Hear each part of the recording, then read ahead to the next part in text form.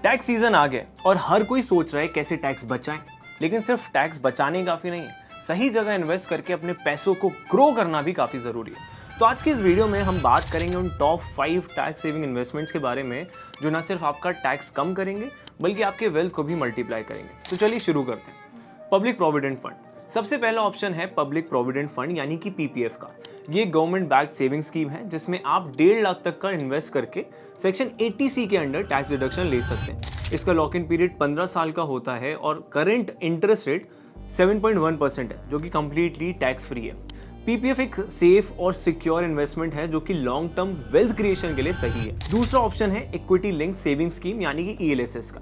ये एक type of mutual funds होते हैं जो प्राइमरली इक्विटीज में इन्वेस्ट करते हैं। ईएलएसएस का लॉक इन पीरियड सिर्फ 3 साल का होता है और ये भी सेक्शन 80C के अंडर 1.5 लाख तक का टैक्स डिडक्शन प्रोवाइड करते हैं। ईएलएसएस में आप एसआईपी या फिर लमसम दोनों ही तरीकों से इन्वेस्ट कर सकते हो, लेकिन याद रहे कि ईएलएसएस में मार्केट लिंक्ड होने की वजह से रिस्क भी होता है। तीसरा ऑप्शन है नेशनल पेंशन सिस्टम यानी कि एनपीएस का। ये एक रिटायरमेंट फोकस इन्वेस्टमेंट प्लान है जिसमें आप 1.5 लाख तक का डिडक्शन ले सकते हैं, अगेन अंडर सेक्शन 80C, और एडिशनल 50,000 का डिडक्शन मिलता है अंडर सेक्शन 80CCD1B। एनपीएस में आपका इन्वेस्टमेंट इक्विटी, कॉर्पोरेट बॉन्ड्स और गवर्नमेंट सिक्योरिटीज में एलोकेट होता है जो आपके रिटायरमेंट के लिए एक अच्छा कॉर्पस बिल्ड कर सकता है। चौथा ऑप्शन है टैक्स सेविंग फिक्स डिपॉजिट्स का। ये 5 साल के लॉक इन पीरियड के साथ आते हैं और 1.5 लाख तक का डिडक्शन प्रोवाइड करते हैं, अगेन अंडर सेक्शन 80C।